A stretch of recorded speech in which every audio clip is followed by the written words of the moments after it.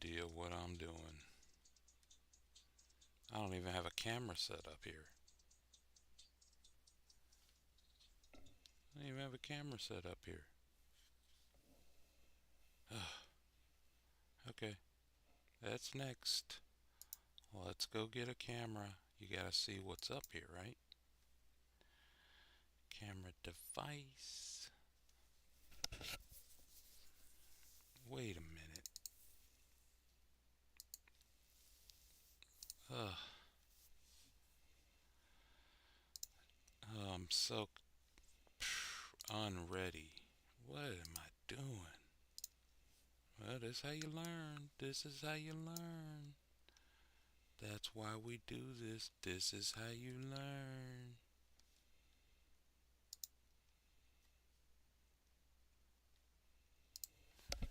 This is how you learn.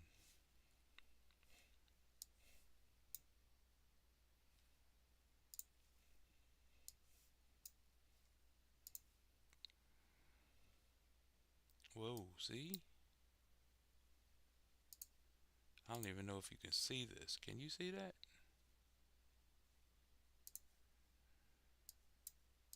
This is supposed to be how you learn.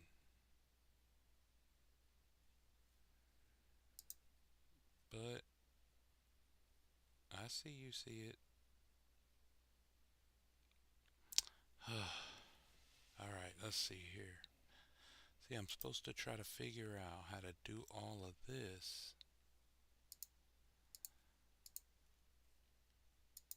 Video capture device.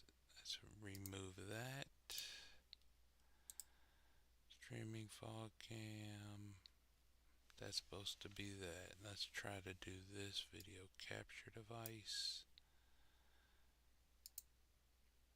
Add existing. Okay. So we'll go into the properties here. Okay, now we'll deactivate it. Deactivate. Alright, looks like my cam still ain't working.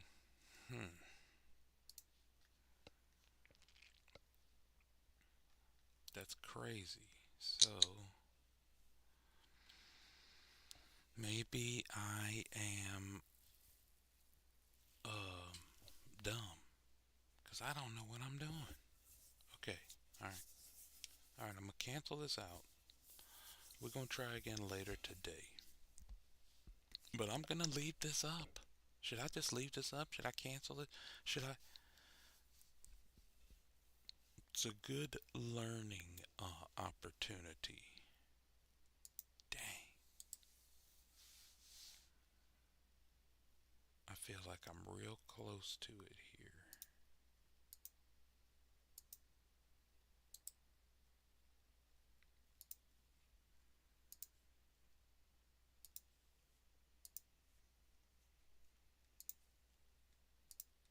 Mm-hmm. Mm-hmm.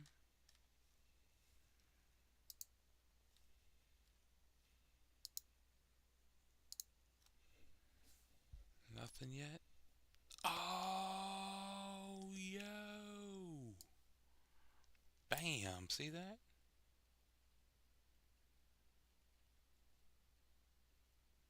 There I am. How's it going? Welcome to the Trash Bag Boy Live. What we gonna be doing today? Well, first things first, we gotta get this chat up in on the screen, and we might as well just go ahead and do this too. You know what? It's kind of quiet out here in the alleyway. A little too quiet for me. So I think we need to get a little music going.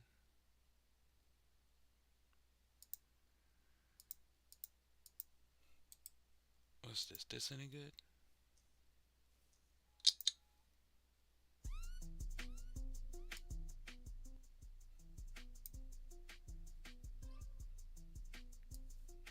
No idea if this is good.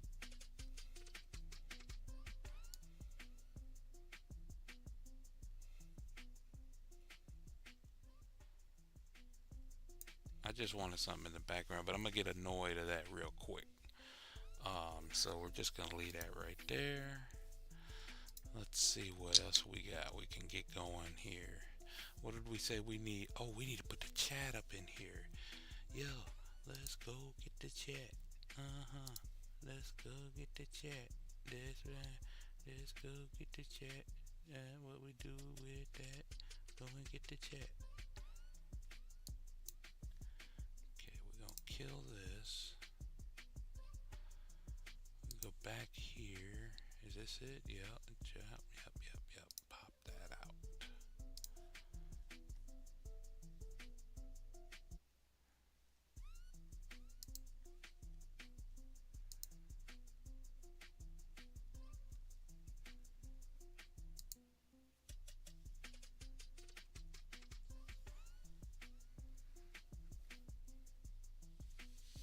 Oh man, I need to be in the middle, right?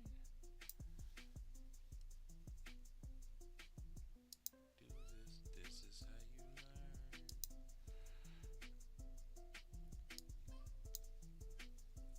Mm-hmm.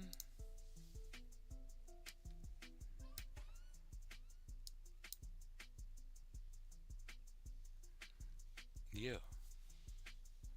So how am I looking on vertical?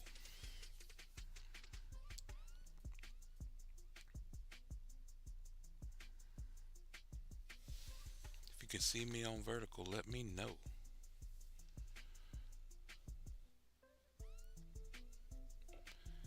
If you see me on the vert, let me know. If you see me on the vert, let me know. If you see me on the vert, let me know. If you see me on the vert, let me know. If you see me on the vert, let me know.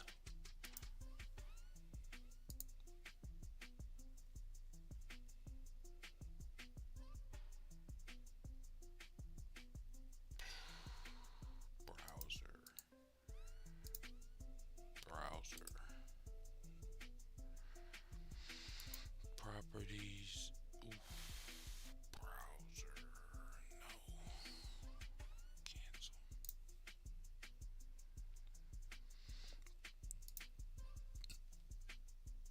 Browser. New browser. Yo.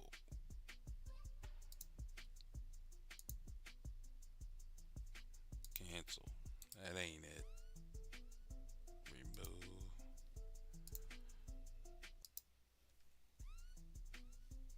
Browser. Nope. Window capture.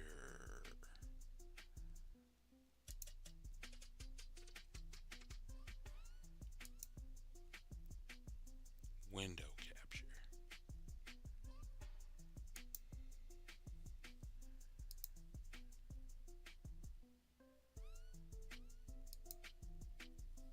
Boom.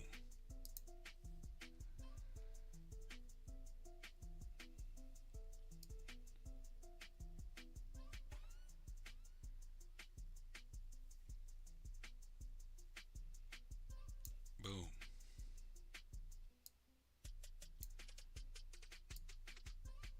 But that looks like caca, right?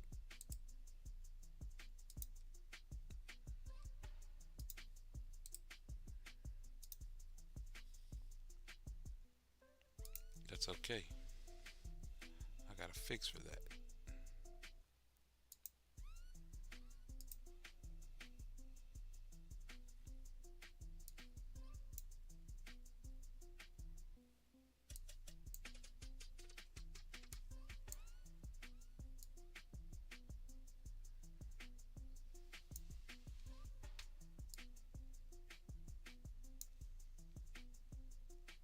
Mm-hmm.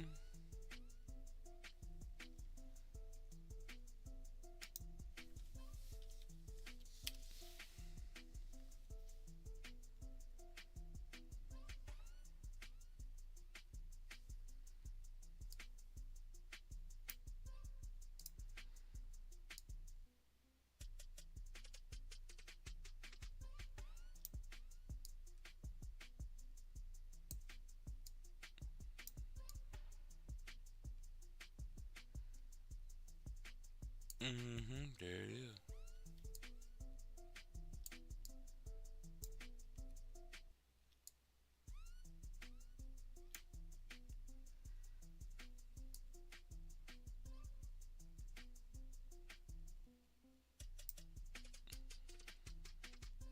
No idea what to do with it now.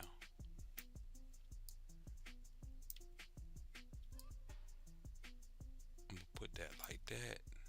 And I'm just gonna do it like this right here.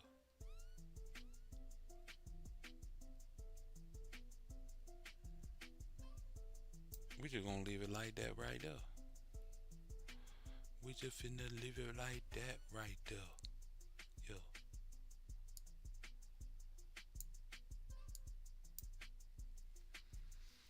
Yeah.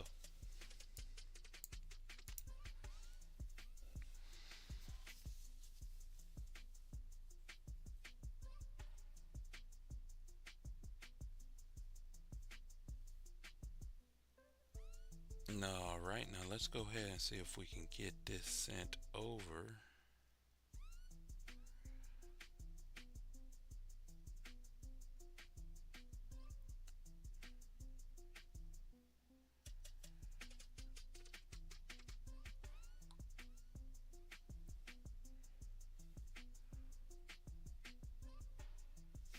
Oh man, that's not even in the.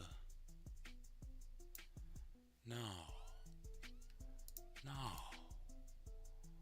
We gotta put that for everybody. Yeah. We're gonna leave that right there for right now. Yeah. So now what I'm trying to figure out is vertical or is ain't vertical?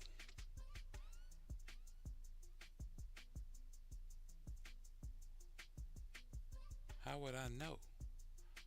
I mean, it says I am, but I want to see it. I want to see it in action.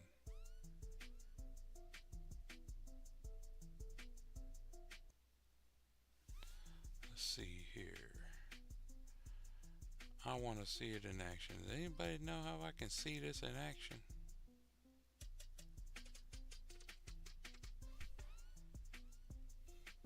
Any idea?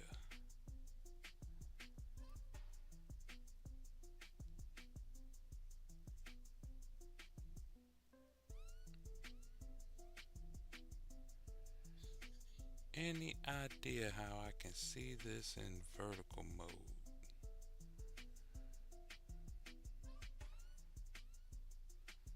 Hmm.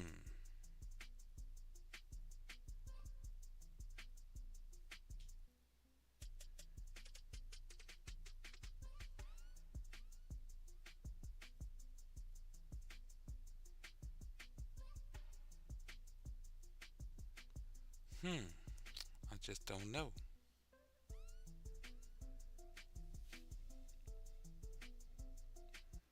I'm gonna keep searching here until hopefully I can find it.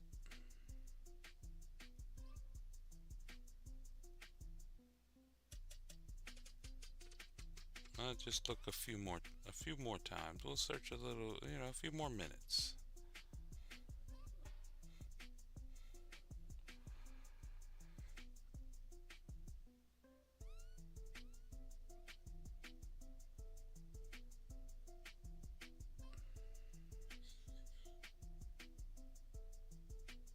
Come on now. I see a lot of AI on here, but I don't see my feed.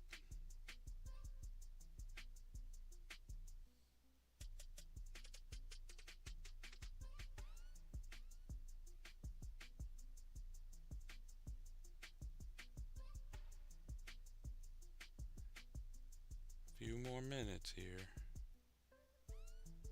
Here's somebody who's live.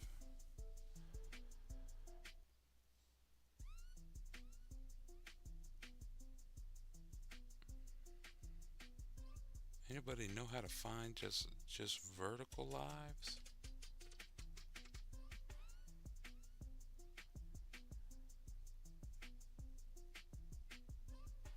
Here's another one that's not live.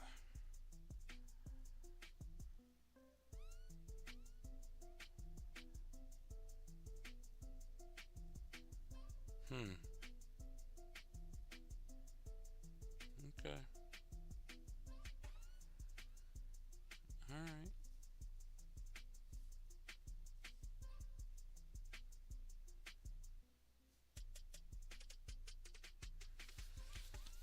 Okay. We'll just continue to do our thing.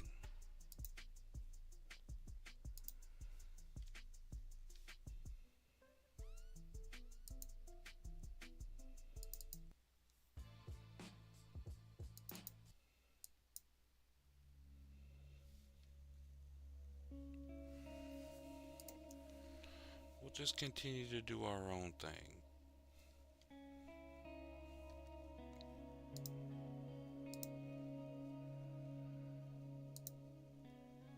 Okay, where was I?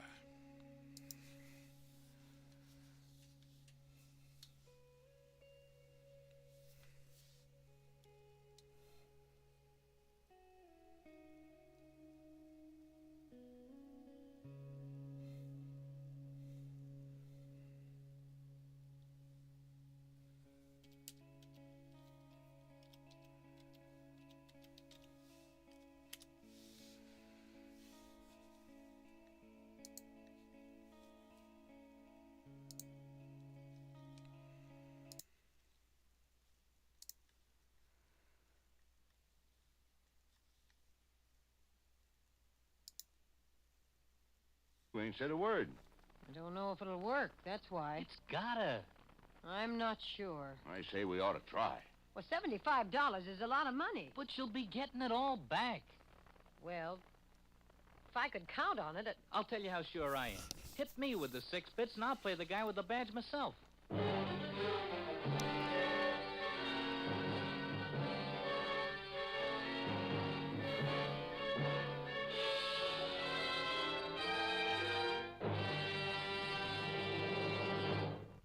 We will return in just a minute to tonight's exciting case from the official file, which shows how your FBI helps promote America's security.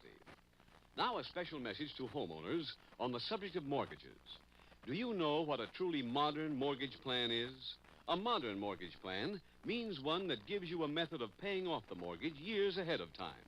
A modern mortgage plan gives you and your family real protection against foreclosure and disaster. Sounds almost too good to be true, doesn't it? But such a mortgage plan actually exists. It's the kind you get in the Equitable Society's Assured Home Ownership Plan.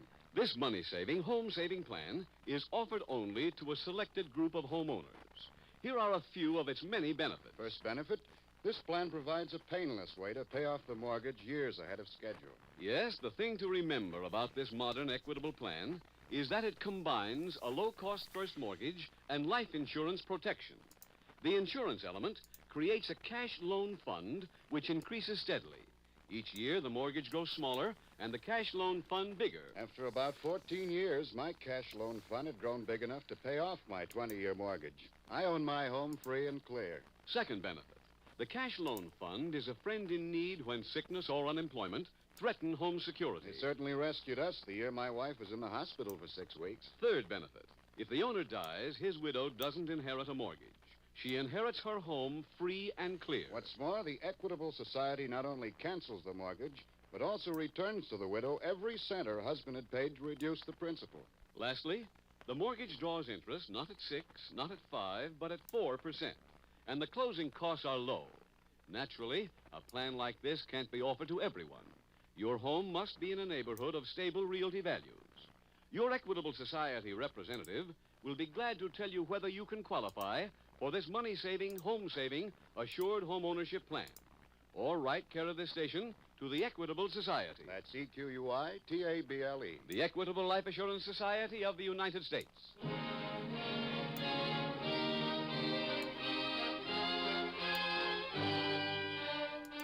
And now back to the FBI file, the Selective Service Swindle.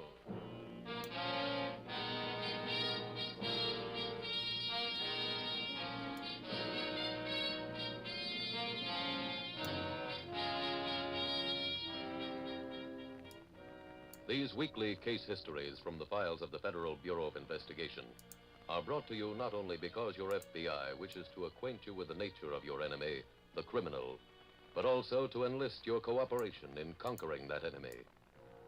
The swindlers in tonight's case were marketing a highly tempting commodity for all parents. Every swindler, of course, no matter what scheme he works, offers the potential victim something tempting. Making the bait attractive is his business. Of course, the scheme portrayed tonight would appeal to a very limited number of Americans, because most parents realize that donning a uniform and going to war is sometimes one of the responsibilities of citizens who live in a free nation. But without attempting the impossible task of cataloging every swindle for you, your FBI can give you one piece of simple advice on how to avoid being victimized by any swindle. Never accept something for nothing, or seek to obtain benefits which have even the slightest taint of illegality. No illegality taints. Tonight's file continues at the FBI field office almost 3 weeks later. Nick, we just hit another dead end on that draft dodger case. Oh, what this time? Well, the Hubbard's car and trailer turned up on the lot of a used car dealer in Kentucky. When did you get them? 2.5 weeks ago. If they bought another car down there, we could trade. No, they didn't. The dealer drove the Hubbards in a friend of the railroad station, but he doesn't know which train they took. You know who the friend was? Well, I'm not sure, Nick, but from the description, it's a small-time hoodlum named Roy Barton. Roy Barton. Roy Barton. He's from a place down south called Springtown. Police there say he hasn't been seen around there for, a couple of weeks. Any trailer camps in that area? Yeah, a couple. They're being checked now. Well, Barton could be the link we've needed. Yeah, if he isn't, we'll find another one. This case has been more trouble than $1 million hijacking. And it's gone just about far enough.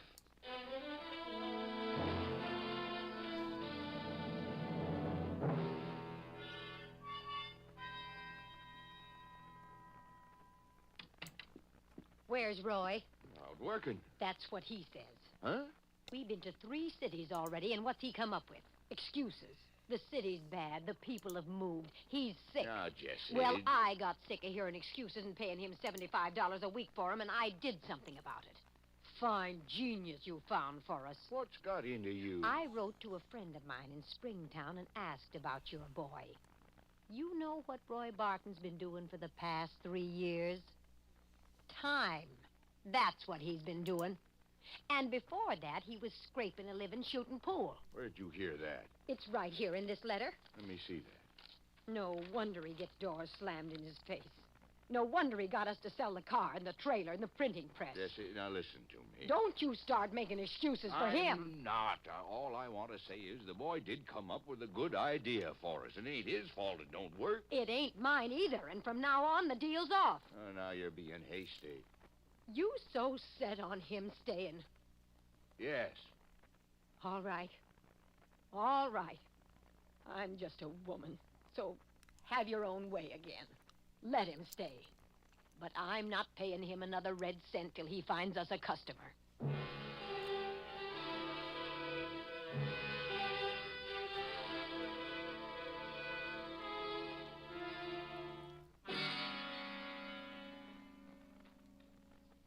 Nick, things are starting to pop on that draft dodger case. I just had a call from the Springtown police. Oh?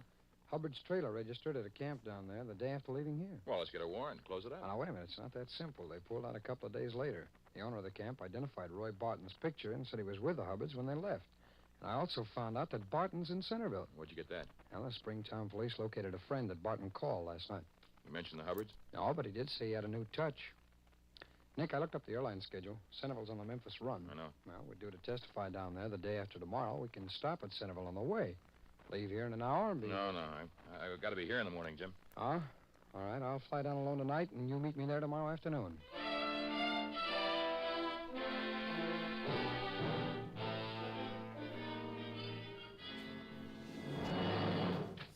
Hey, where is everybody?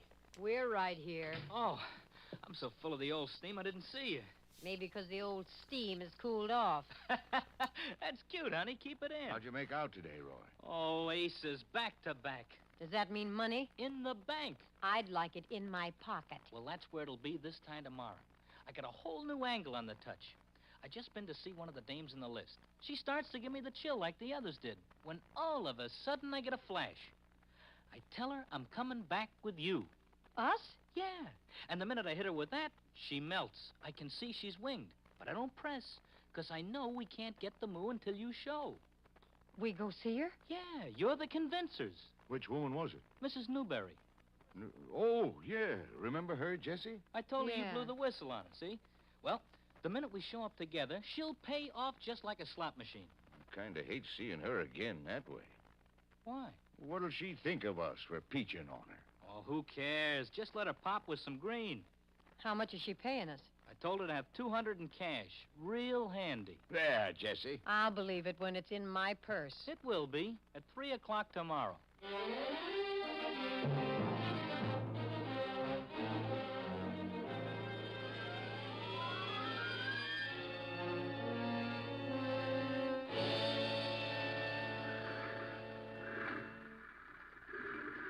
Oh, welcome to Centerville, Nick. Thanks, Jim. How you making out? Well, I'll fill you in on the way back to town, huh? You been to police headquarters? Yeah. They've assigned Lieutenant Black to work with us. Oh? He's waiting for us outside in a squad car. Oh, good. Hubbard's haven't picked up another trailer yet. We checked every camp in town last night after I got here. Think they've given it up?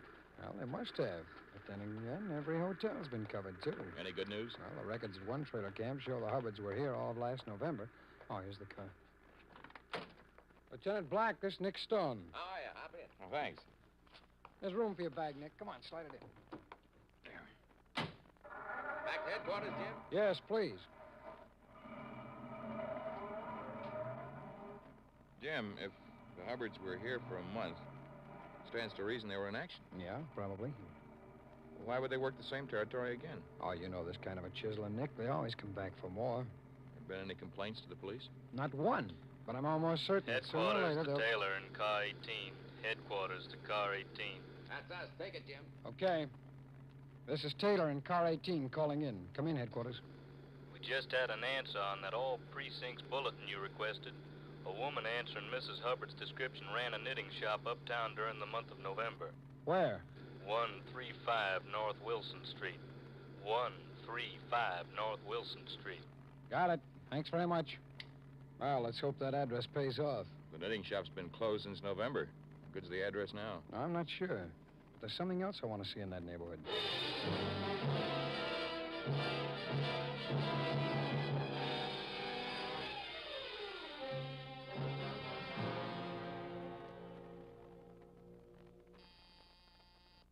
Just a minute. Good afternoon, Mrs. Newberry. Oh, you've come back. That's right. And I brought these people with me. You remember the Hubbards, don't you? Last time she invited us in, remember, Otis? Uh-huh. Guess she wants to settle this in the hallway. Come in. Come in, please. Thanks. Here, let's go into the living room. Fine. You, better let the Hubbards park on the couch. They gotta stick together. Why, they're handcuffed. You might be in a couple of minutes, too. Me? I told you I was a federal draft board officer. Did you think I was coming back for tea? I'm still not sure why you're here. Those two are on their way to the Bastille for breaking the draft law. You paid them $50 on November 18th to put in the fix for your boy. That makes you their partner. How is your son these days, Mrs. Newberry? Don't speak to me. Is there anything I can do? Well, I did ask you to have something handy. I've got it. The whole 200? Yes? Good. Now, here's the layout. You lend me the 200, and I'll forget I ever saw you. Lend it to you? Yeah. That way it ain't a bribe. Let me be the judge of that, Barton. Who are you? I'm a special agent of the FBI. You and the Hubbards here are all under arrest. And this time it's real.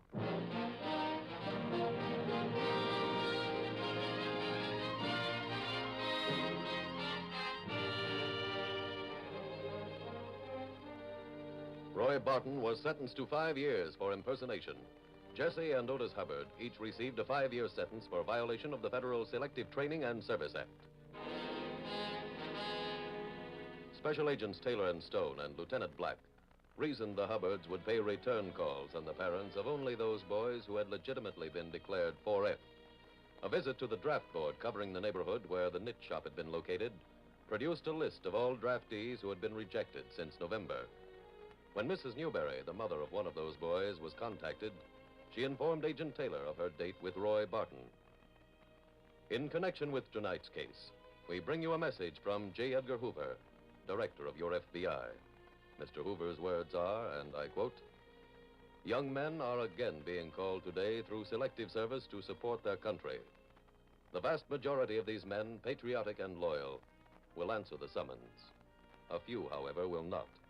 They are the selective service violators. The FBI, as the agency designated to enforce this law, welcomes your cooperation in reporting information concerning these delinquents. These men represent America's manhood at its worst. They cannot be allowed to shirk their duty.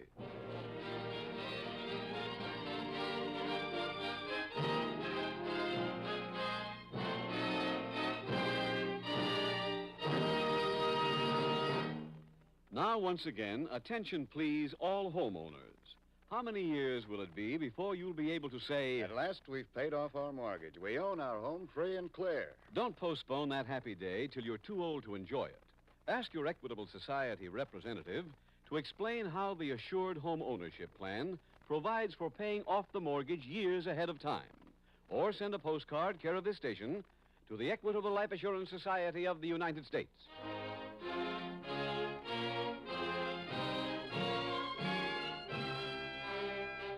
Next week, we will dramatize another case from the files of the Federal Bureau of Investigation. Its subject, illegal entry. Its title, The Continental Killer.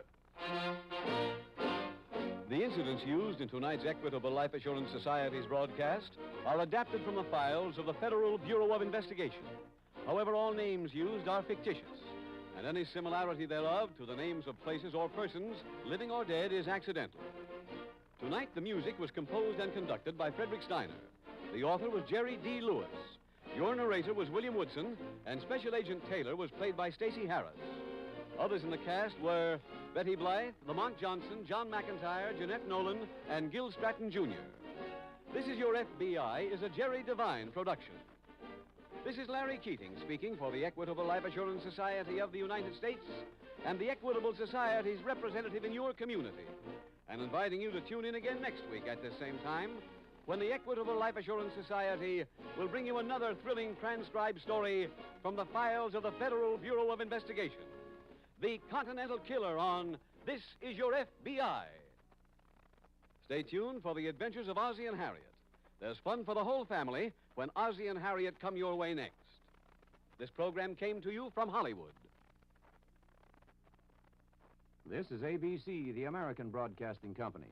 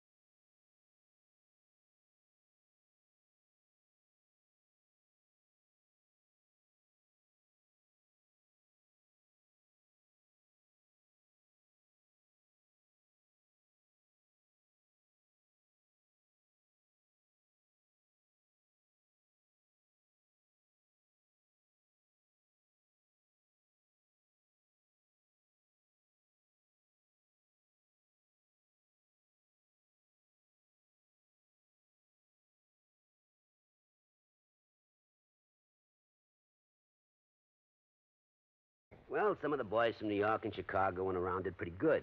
Instead of blowing all their dough on booze and dames and big times, they were smart. They leased an old plantation up in the valley north of here on the PD River. The old Caraway plantation. It's right next to the town of Virtue. Great name for a hideout, I'll say that. I didn't say hideout, Dollar. It was just a nice, quiet place where they could live it up in a nice, quiet way. And at the same time, they wouldn't have any cops around their neck. No police in Virtue? Nobody but old Polly Caraway. Anyhow, after 8 months of taking it easy, mint juleps and hunting and fishing instead of being on the lam all the time, well, Johnny, you wouldn't believe it. What do you mean? Well, they all settled down there to spend the rest of their life. They all went respectable. Every last one of them. You sure of that? Well, it's been 20 years now. Can you be any more sure than that? I don't know. But go on with what you were saying. All right. I got an idea. I signed up with this little insurance company. Then I went up to Virtue and made the pitch. They're all respectable now, and they got to make like respectable people and cover themselves with a lot of insurance. And it worked? You remember Lefty Stemper? The old-time numbers king for Chicago? Right. Bookies, slot machines, everything. Old pal of mine. So when he told the rest he was buying insurance, well, Johnny, I got policies on every one of them. The rest of the town, too. On their life, their homes, everything. Okay, now let's get to the point. What's happened up there in Virtue? Trouble, Johnny. Old man Caraway phoned me. What kind of trouble? Well, 20 years now, the boys and the people in Virtue have been getting along fine. The boys have been behaving themselves, and the people in town are all nice people. Until a couple of weeks ago. What happened?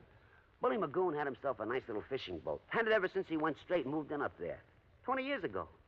Now somebody stole it.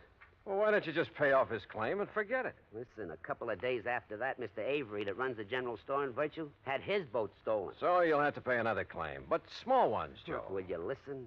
Ever since then, not a day has gone by that somebody hasn't had something stolen from him. Mostly the people in Virtue. Boats, cars, money, furniture, anything you can think of. The people blame the boys, and the boys blame the people. And, Johnny, there's going to be a civil war in Virtue unless somebody finds out who's doing this. And if that happens, there's going to be a lot of killing. And, well, with all the insurance I've sold, me and the company are going to be in trouble. Well, can't you get the state police to come in? State police? In Virtue? You said it's a real respectable community now. Yeah, sure it is. But, well, dragging them in might really start things off. Well, that's why I had to send for you. Look, why don't we go up there so I can see for myself? Sure, Johnny, sure. But, hey, open your coat. What? I mean, if you're going to take along that lemon squeezer, well, take my advice and don't. You've a pretty sharp eye, Joe. Johnny, boy, I can spot a shoulder holster a mile away. But so can some of the boys up in the valley on the plantation.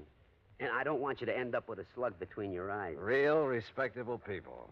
Well, shall we go? My car's outside. Into the Valley of Death rode the 600. Huh?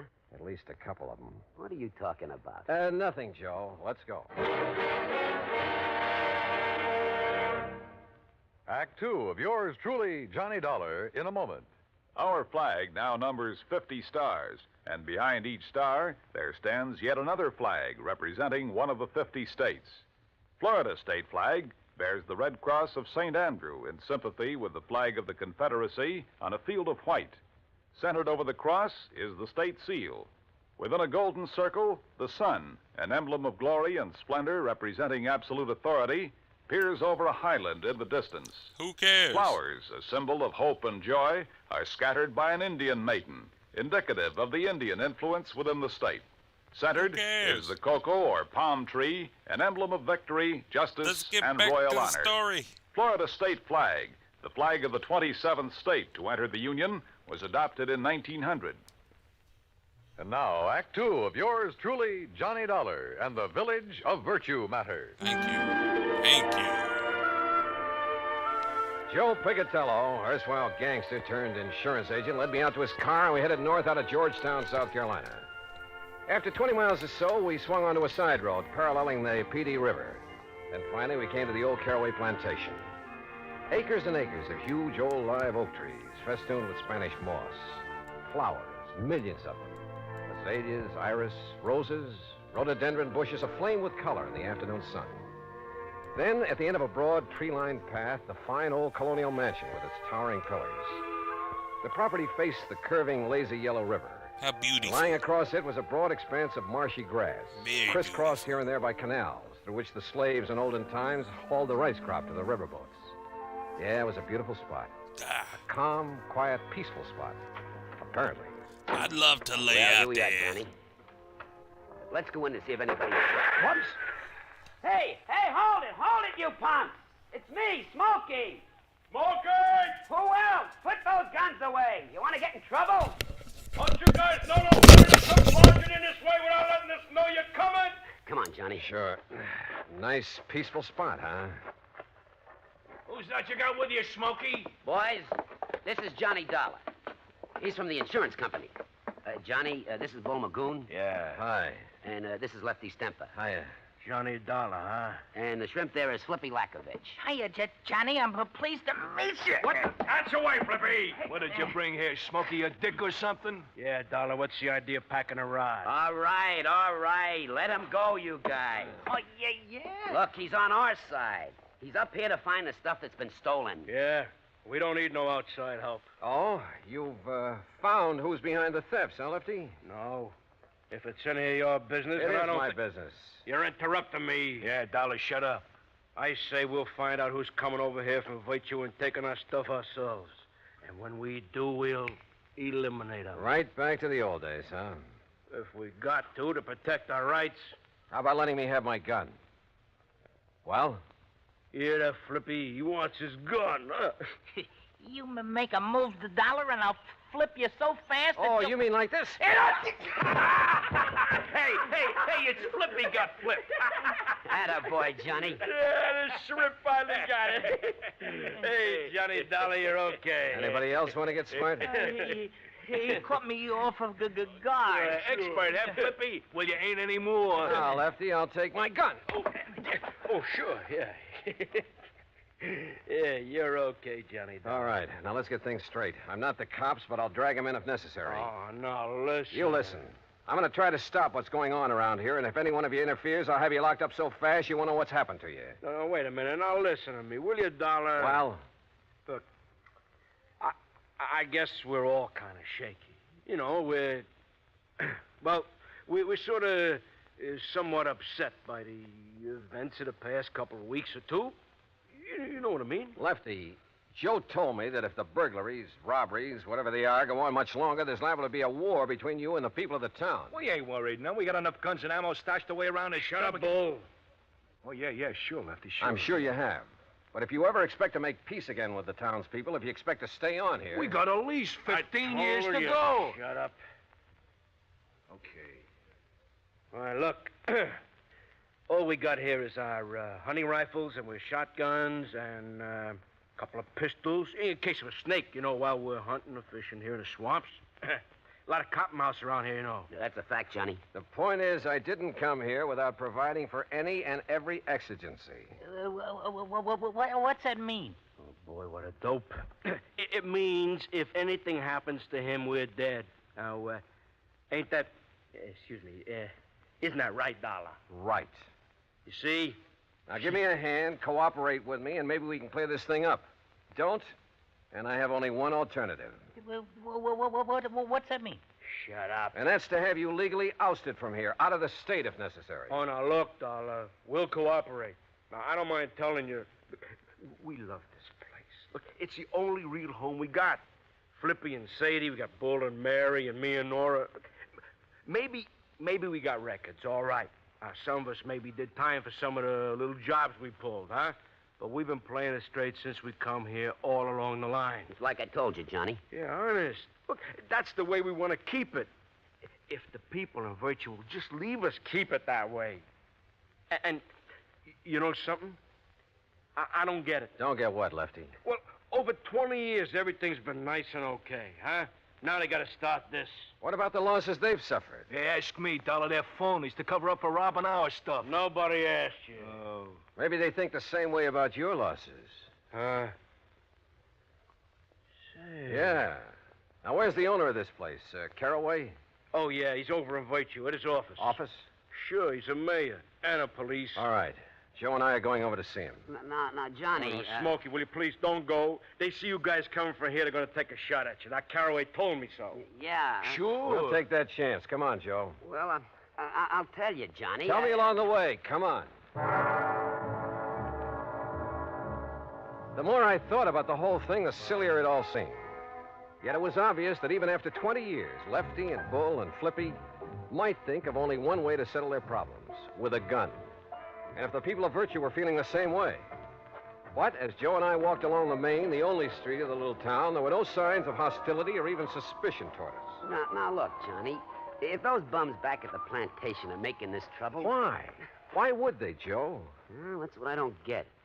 But what if they don't like your interfering and decide to knock you off? Then I'll probably go to my grave unmourned, unremembered. Yeah, but you told Lefty you'd provided for every exigent... for if anything should happen to you. Yeah, and he and the boys believed it. And if anything does, Huh? Yeah.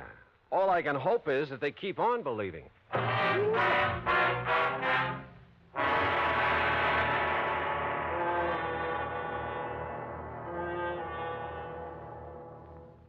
Act 3 of yours truly, Johnny Dollar, in a moment.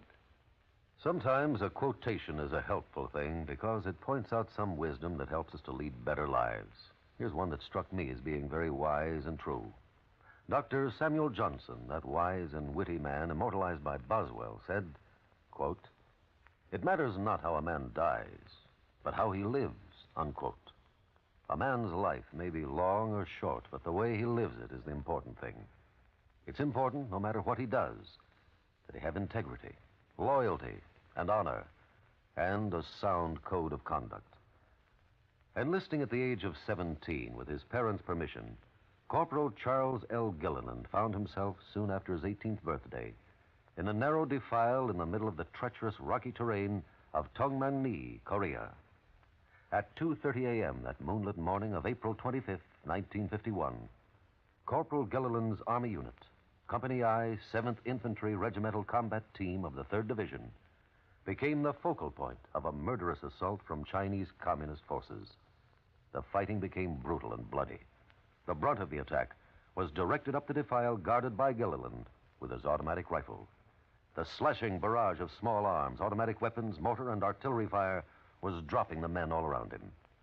Gilliland faced the full force of the assault and, advancing against tremendous odds, poured a steady fire into the attacking forces and eventually halted them. For valiant and heroic conduct, Corporal Charles Gilliland was awarded the Medal of Honor. Although in age, he still may have been considered a boy. He had lived and died like a man. And now, Act 3 of yours truly, Johnny Dollar and the Village of Virtue Matter.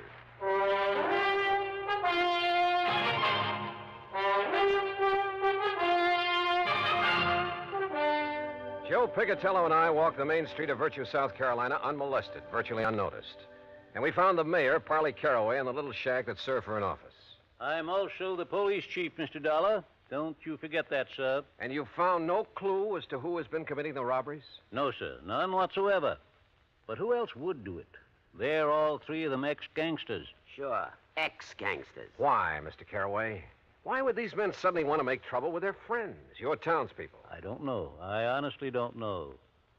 Unless, of course, they think they can take over the way they used to take over gangs in the old days. After 20 years of a happy relationship? Mr. Caraway, they never made a bit of trouble in all that time. I know it. But the fact remains that unless this trouble stops, after all, Virtue was here long before they came, unless it stops, I say, I shall have to break their lease and make them leave the plantation.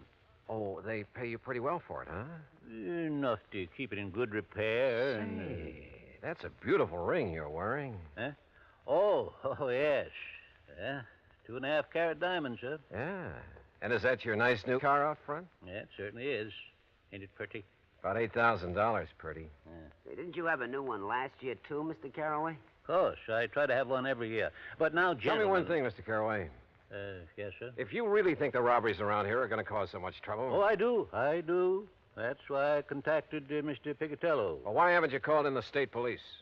Because I am the mayor of Virtue. I'm the police department, and I can take care of these things myself. And now that you gentlemen have witnessed the bad blood between these gangsters and the people of the town, well, sir, I'm going to throw them off that plantation. In spite of all the money they've been paying you? Yes, sir, and I'm sure you gentlemen will back me up in... all the money, did you say? Enough to keep you well-dressed, well-fed, and fancy cars. And now, look here, sir. Do you realize how much that property will bring? Well, now, that depends. How much have you been offered? I'll tell you how much. 124,000. Ah. How did you know? You just told me. Well, now listen. You also told me why you've been robbing the people of virtue and those men at the plantation to stir up bad feeling, give you an excuse to get them out. What? Johnny, you're right. Now, just a Caraway, minute. if I do call in the state police, it'll be to have you locked up. No.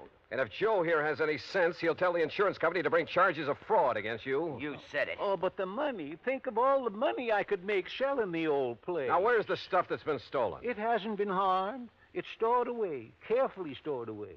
I was going to give it back when those men left, and I could sell the place. Give them their stuff, too? Oh, I'd make up for it in cash, every cent of it in cash, yes. I'd say it was for breaking the lease. Truly, Mr. Dollar. Now, you listen, you old money-grubbing crook. You're in trouble. You'll call in the state police? You bet I will. Unless what, sir? first you lay off the plantation. You've leased it to those men. Let them have it. And return all the stuff you stole. Oh, but if they find out... Well, you figured how to get it away from them. Now figure out how to get it back. Discover it, anything you like. Well... The point is that if you don't get it back, I'll tell them where it is. And you know what that'll mean. Oh, yes, sir, Mr. Dollar.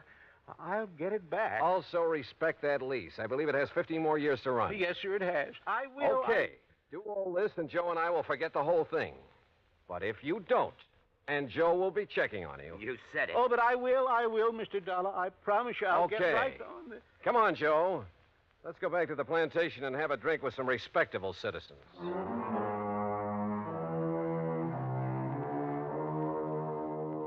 Yeah, this insurance business really has some funny ones. And I guess it's the funny ones that balance out the bad, the tragic cases. Anyhow, I like it. Expense account total, including the trip back to Hartford. Call it $100 even.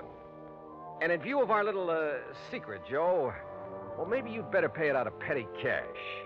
And listen, those pals of yours, you better drop in on them now and then to make sure they do stay on the straight and narrow, as well as that old coot Caraway. Yours truly, Johnny Dollar.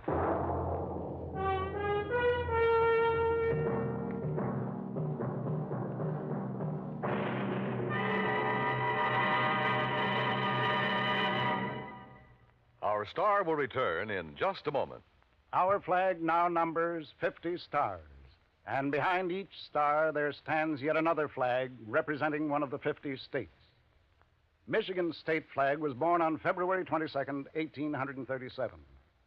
Because of the strategic role played by Michigan in the War of 1812, the word "to a bore, I will defend," is prominent on the blue flag of Michigan. Beneath it, a rising sun casts its rays over a lake, and a man standing on a peninsula with his right hand raised, symbolizing peace, while in his left hand he holds a gun, indicating that although they love peace, the people of Michigan are ready to defend their state and nation. Another motto, the state's official one, is at the base of the flag: Si queris peninsulam emonam circumspice. If you seek a pleasant peninsula, look about you. Thus does Michigan's flag carry its own invitation to visit one of America's scenic areas. Michigan's state flag, the flag of the 26th state to enter the Union, was adopted on August 1st, 1911. Now, here's our star to tell you about next week's story. Next week, a strange series of fires. And believe me, the reason for them is a strange one, too. Join us, won't you? Yours truly, Johnny Dollar.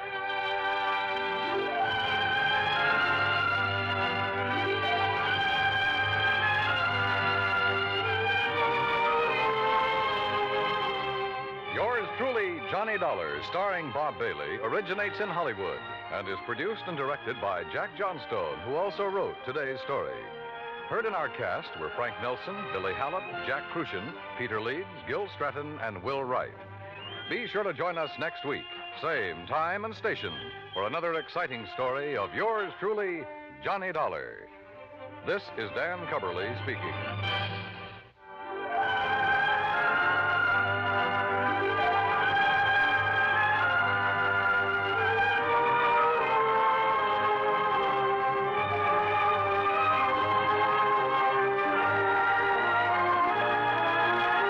This is the United States Armed Forces Radio and Television Service.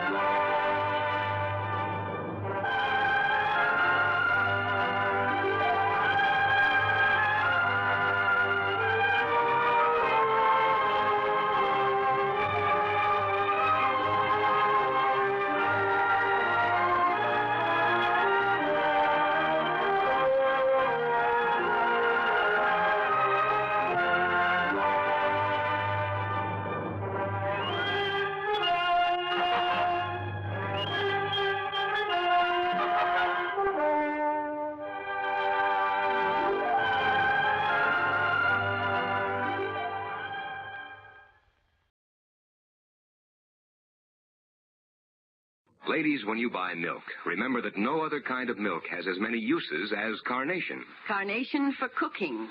Carnation for coffee. Carnation for baby feeding. Good, good, good. For milk that's extra good, you should get the brand that's called Carnation. Rich, rich, rich. For milk that's creamy rich, you should get the brand that's called Carnation. Carnation evaporated milk. No other milk has as many uses as carnation. You can use it for most cream purposes. You can use it for all milk purposes. And either way, you'll find carnation a blessing in your kitchen. For carnation is milk that's more than double rich, concentrated by having water removed. Undiluted, carnation has the consistency of good, rich cream and is heavy enough to whip. Mixed with an equal amount of water, carnation is good, rich milk, richer than your state standard for bottled milk. And the cost is in your favor, too. Carnation costs less than half as much as cream and a lot less than bottled milk. So why not follow this economical way to richer, more delicious foods? Keep well stocked with Carnation, the milk from contented cows.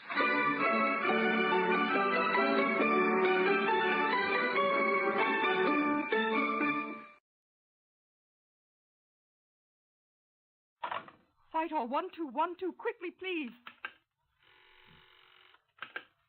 This is Scotland Yard.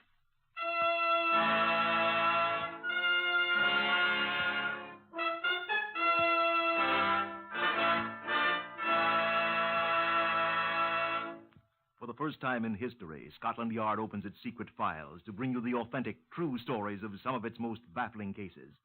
These are the true stories, the unvarnished facts, just as they occurred, reenacted for you by an all-British cast. Only the names of the participants have, for obvious reasons, been changed. The stories are presented with the full cooperation of Scotland Yard. Research on Whitehall 1212 is prepared by Percy Hoskins, chief crime reporter of the London Daily Express. The stories for radio are written and directed by Willis Cooper. Here are the participants in Scotland Yard case number 505MR074. Donald Sims, the cabinet maker. I have some theories. Albert George Corcoran, the man who owned a gun. I tried to get it back from him. Patricia Emmons, who married a stranger. To my sorrow. Chief Inspector Grant McCrimmon of Scotland Yard. I think that Chief Superintendent John Davison has it here in the Black Museum. The one bit of evidence upon which the whole case turned. Shall we go inside and ask him to show it to us? Come on in. Oh, it's not half as gruesome in here as people would have you believe, so don't be squeamish. Good afternoon, Meg. This is Chief Superintendent John Davison, ladies and gentlemen. How do you do? I expect you're glad to see that this is not a chamber of horrors, as it is sometimes represented, and that I'm not a masked monster.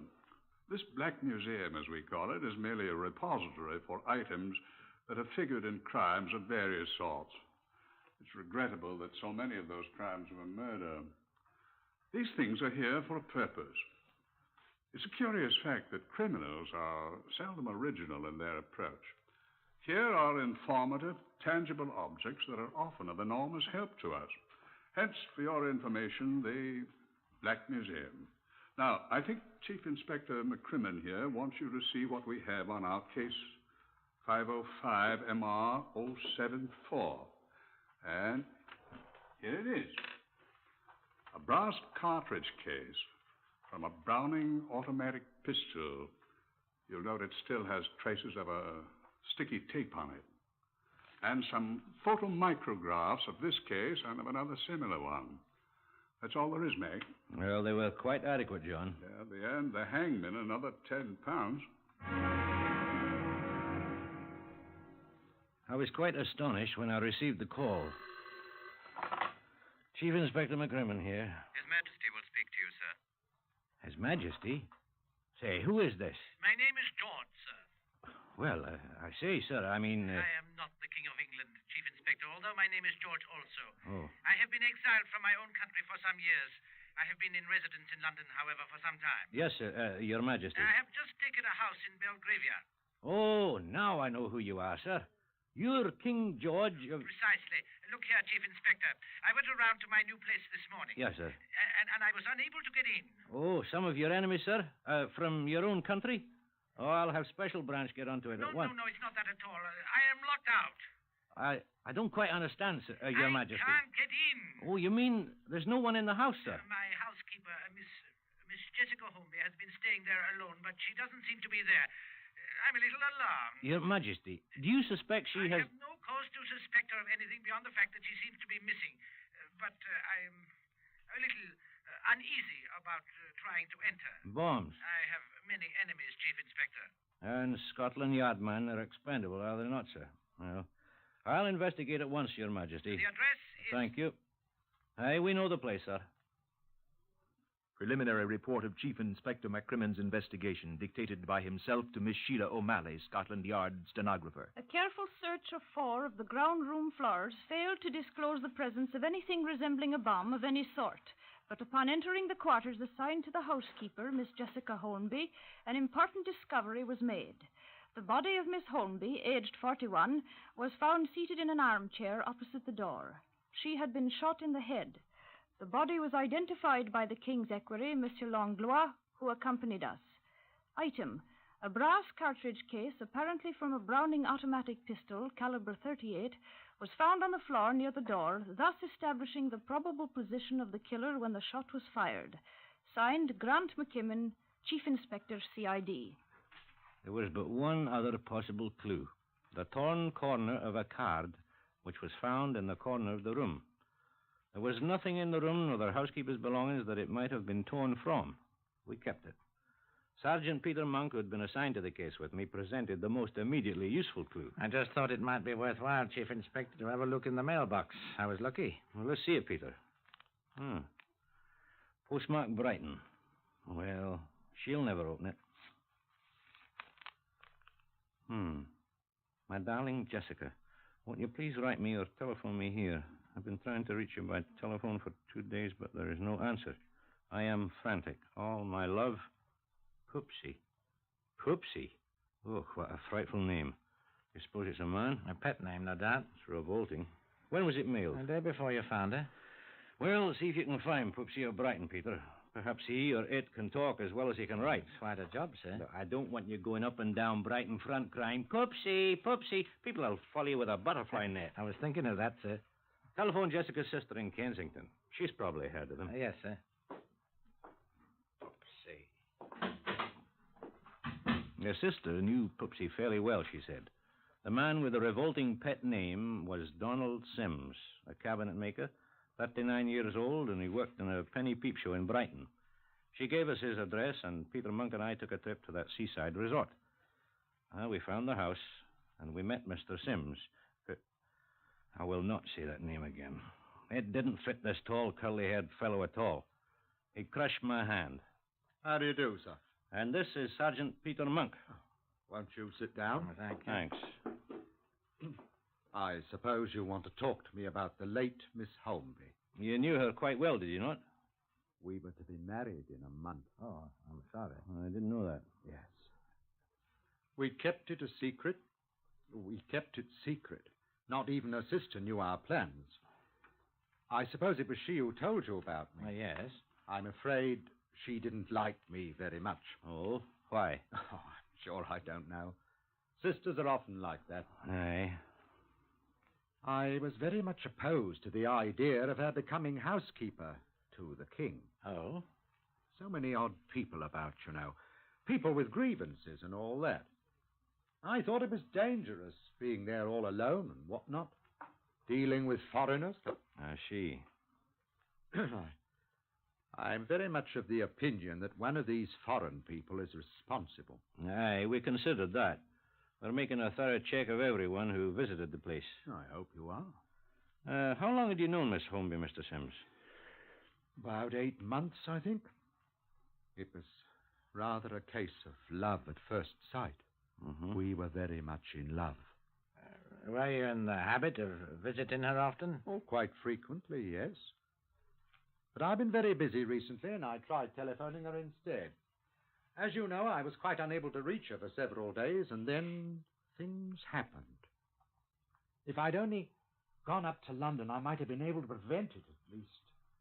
I keep thinking so. Well, I misdoubt you could have done anything. I would have given my life for her. Well, I loved her, gentlemen. Your wedding plans were almost completed then? Yes. I'm most terribly depressed about all this, gentlemen. I can sympathize with you, sir. Oh, yeah. Could I offer you a small libation, gentlemen? A libation. I have a fresh bottle of Glenlivet in the cupboard. Well, thank you, no, sir. I never touch it, sir, thanks. You don't mind if I do, then? No, not at all. I've done nothing but sit here. Don't mind if I have a drink myself. All alone since I heard of this. I'm a little surprised that you have not yet been up to London, Mr. Sims. Mm. I couldn't bring myself to go to that place where she died. Are you sure you won't have a small libation? Thanks. We must be getting back to London. Oh, surely you don't have to go at once. I'm afraid we must. Thank you for your time, Mr. Sims, and let me assure you again of our sympathy. Oh, I wish you'd stay a little longer. I have some theories I should very much like to pass on to you. Well, Theories? We should talk to you again, sir, I fancy. What? If we discover anything more... Right, or... we may need your help. Oh. Well, can't have more, gentlemen. Schlanter. Hey, come along, Monk. Right, sir. I'm sorry you gentlemen won't join me in a small libation. No, thank you. We shall undoubtedly be seeing you. Find the assassin of my love. Hey, we shall try. Good afternoon, sir. Good afternoon, Mr. Sims. Oh, Yeah. bye, gentlemen. Trash bag. Yeah. Hold up. Dreadful, isn't Let he? me see what you're trying to say over here. Well, let's walk over to the seashore and see how he impresses some of his fellow workmen. You're suspicious of him, aren't you? I'm trying very hard not to be suspicious of him, Monk's old boy. We tramped along Brighton front with the din of the dance band in our ears for a good while before we... Yeah, trash bag boy in the Well house. enough to discuss All them. in the heezy, baby. At last, a Brighton Rock huckster at whose place of business we stopped admitted knowing him well. Yes, I know Johnny Sims. I knows him well enough that I don't want never no dealings with him. Not no dealings what so bloody ever. What's he done to you? Plenty. Brighton Rock! All out Brighton Rock. Take a bit of Brighton Rock home for the kids, missus. Only a bob of stick. Chip. Plenty enough, mate. What? Well, I can't prove what he done to me, but I can have me suspicions, can't I? He won't pay me, and I don't hold with fellas what commits bigamy anyhow. Bigamy? Huh? Well, it ain't Bigamy? no secret, I'm telling you, mister. He got out of the Stony Lonesome not a year ago for marrying a bit of flap in Nottingham. A He what? was already the husband and father of 3 kids and living with them right here in Brighton. Yeah. Take home a bit of Scandalous. Brighton Rock for the family. Here you are. Only a bob of stick. Only a bob of stick. He was in prison? That bigamy, as I said. Ain't no secret around here. Are you sure? Well, ask anyone around here about... Yeah, I've been bagged up and tossed out. Bad lot, mate, if you asks me. Oh, that's very Well, you got to get in my chat over here on the channel. Used to be friends, thick as thieves we was, but not anymore. Take Thick my as word for thieves it. we was. He stole my gun. Stole your what? My gun, mate. My Browning automatic. Oh, it was quite legal. I still got the license. That's all I have got. He took a fancy to it, he did, the stinker.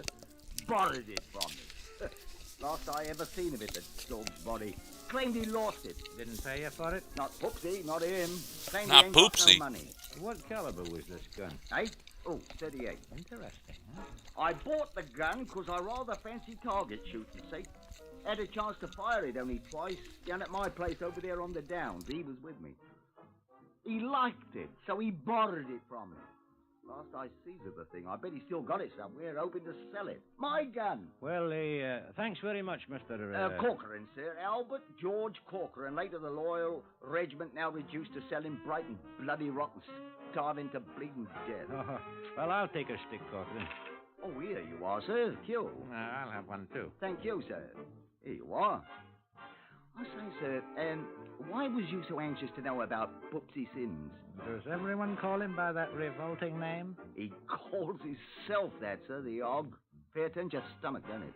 Aye, it certainly does. Was you thinking of employing him, sir? They say he is a good cabinet maker, but Christ, what a stinker. Well, I don't think we shall employ him now, Corcoran. Oh, he'll come to a bad end, sir. You know, I'm inclined to agree with you, Corcoran. We walked to the nearest telephone box, and I called London, Whitehall 1212.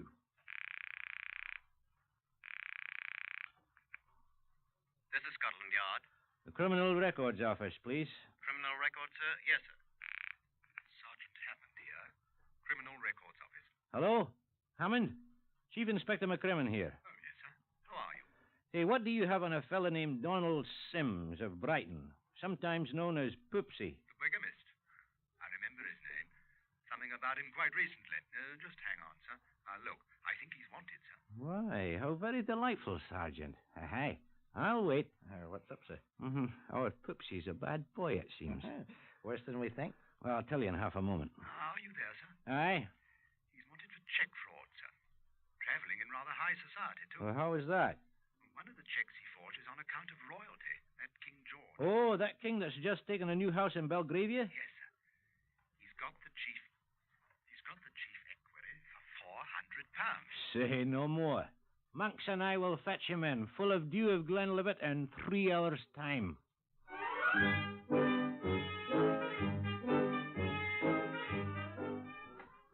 Accompanied by a slightly sozzled Poopsie, Monks and I returned to London and deposited him for safekeeping on a charge of fraud. He promptly went to sleep on the floor of his cell in Bow Street. And Monks and I departed for a well-earned dinner of bubble and squeak, of which I'm inordinately fond. Oh, I also had 2 bottles of Guinness, I remember. Oh, the next morning, our prisoner safely incarcerated on his fraud charge, Monks and I departed again for Brighton. Monks, armed with a search warrant, went on to Sim's rooms, whilst I paid a visit to Cochrane, the Brighton rock man. Well, good morning, sir. I'm most happy to see you again, sir. Look, I'm in need of further information this morning, Cochrane. What kind of information, sir? About Poopsie? Oh, don't say that name so early in the morning, Cochrane. It makes me ill. We took him back to London yesterday. You did, sir? Aye, on a charge of defrauding by check. Good. Who are you, sir? I'm Chief Inspector McCrimmon of Scotland Yard. Oh, I thought you was Tex. I swear I did. Well, we are. Now, look here, Cochrane. You know, we may be able to get your gun back. No. But it won't be especially easy, you know. I know. It'll be very hard to identify, you see. The number was, I don't remember the number. Oh, that's too bad.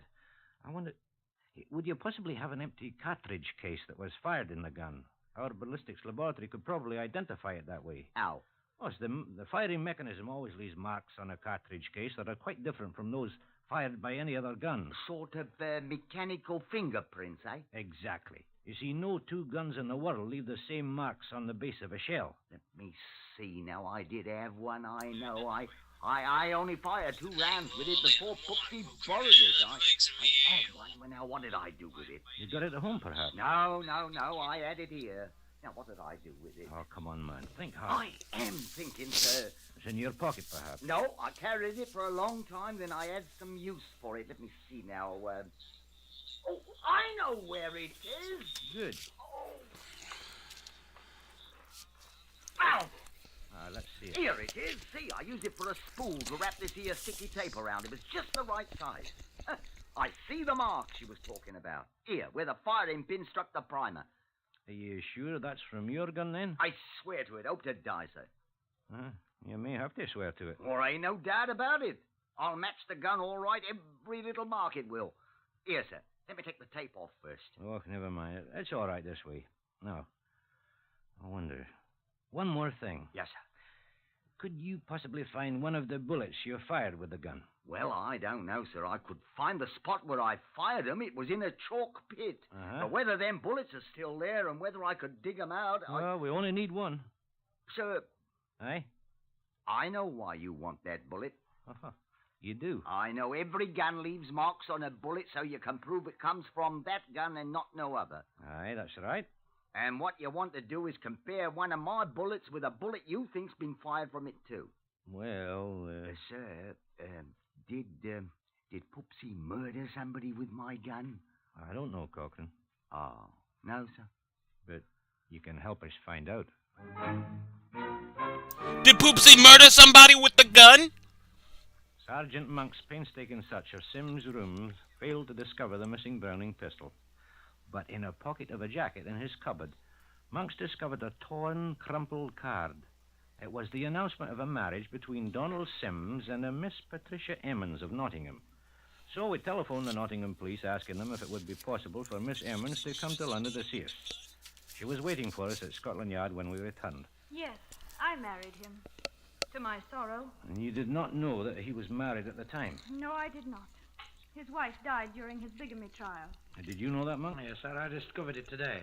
I discovered a great many things about him. Oh? He's a bad man. Let it rest at that. This is one of your wedding announcements, is it not?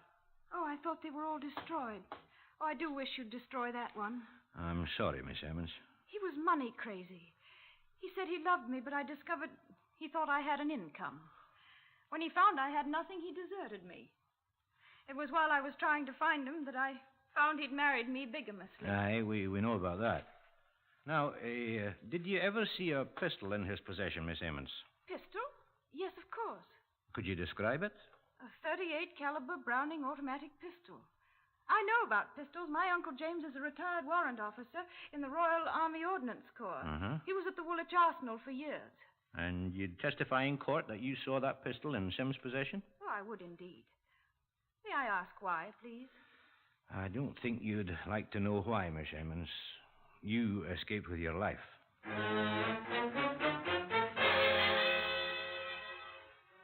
The cartridge case that Cochrane had given me, you know, the one that you saw in the Black Museum with the remains of sticky tape still on it, had been sent to the ballistics laboratory when we returned to Brighton. Kenneth Ogilvy, the technician, telephoned me asking me to come up, which I did, and he sat me down before a binocular microscope. I hope your eyes are normal, Chief Inspector. I've adjusted the eyepiece to mine. Oh, I'm 20/20. Good. Now, this is a comparison microscope, you know. Here on this side...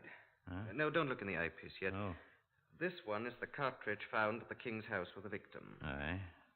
And over here is the one you got with the tape on it. Aye. Now, look. You see? Just let me turn it a wee bit. Aye. How the mark of the firing pin is exactly the same on both shells. Aye.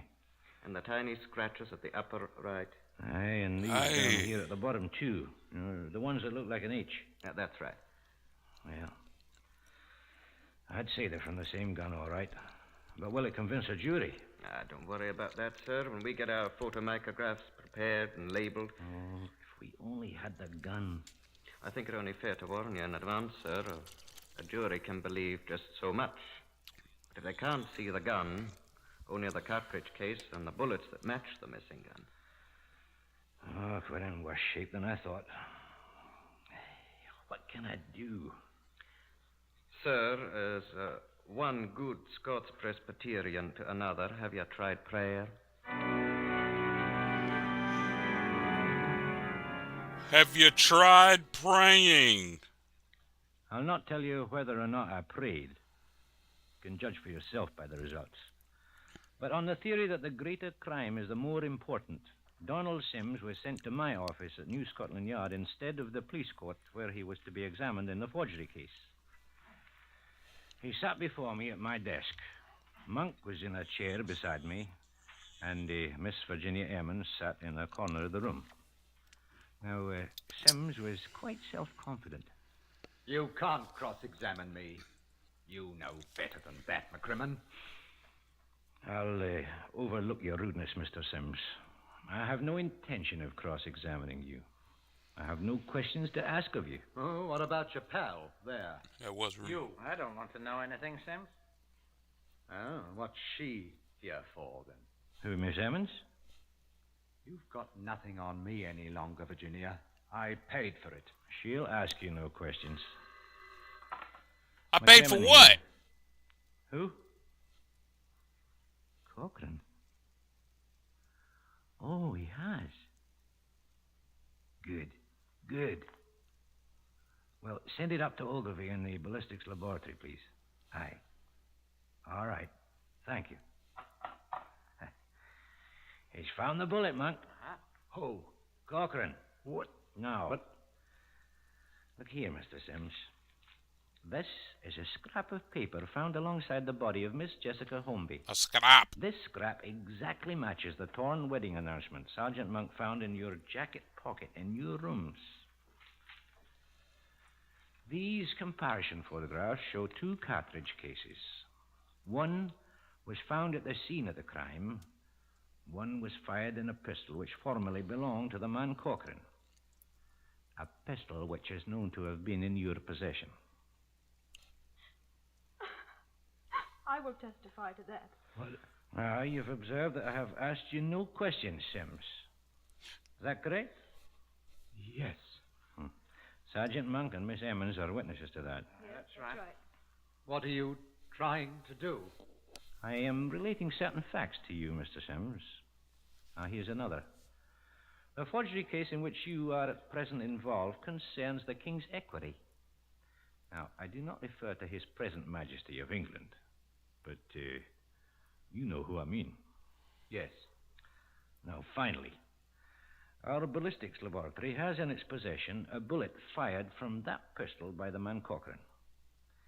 They have also the bullet with which Miss Jessica Holmby was murdered, and they're about to compare the two to demonstrate that both bullets were fired from the same gun, which is known to have been in your possession. What are you going to do about it? I'm going to do exactly what you expect me to do.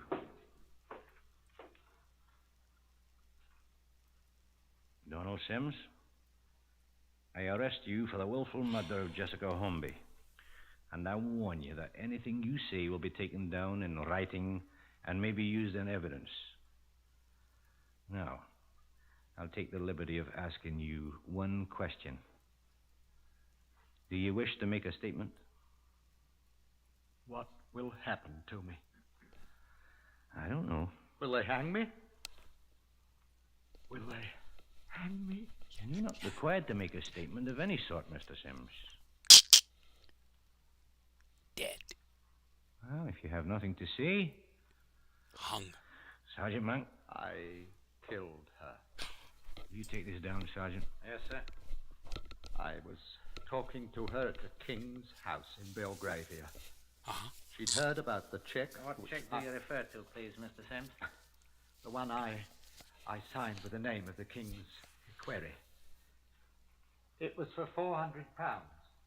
The equerry had shown it to her, and when it came back from the bank, marked RD, she'd recognized my handwriting at once.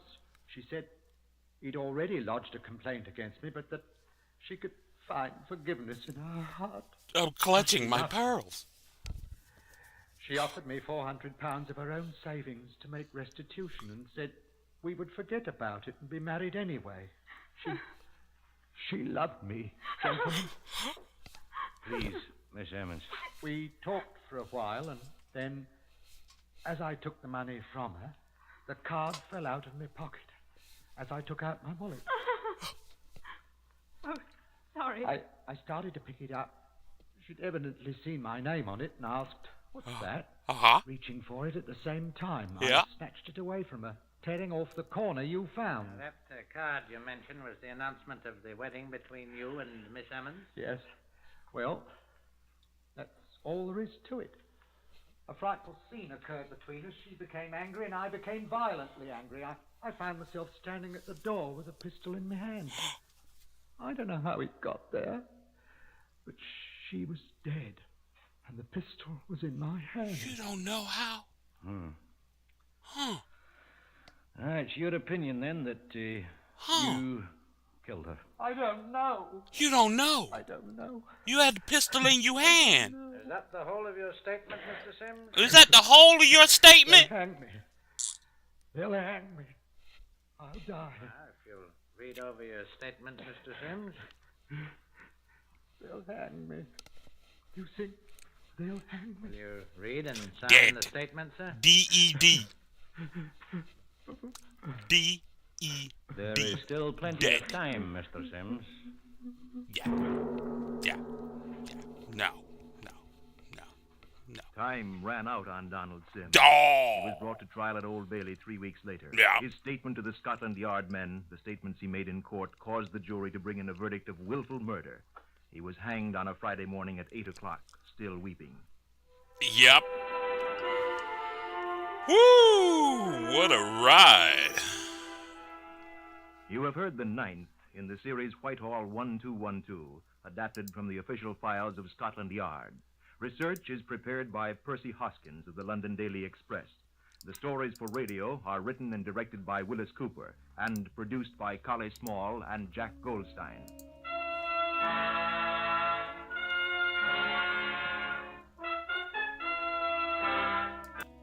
What a ride. Holy moly.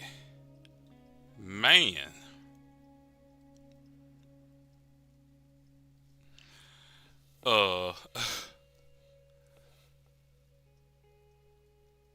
Yeah.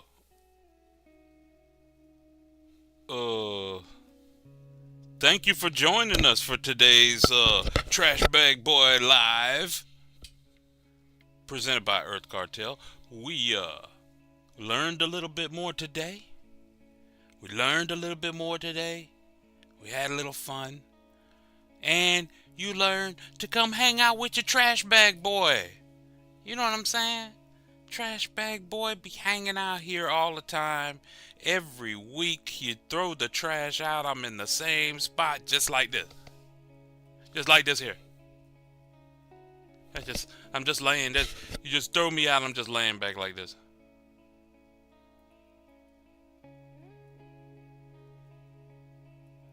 Just waiting for like Monday night or whenever trash go out. But until then, I'll be sitting right here.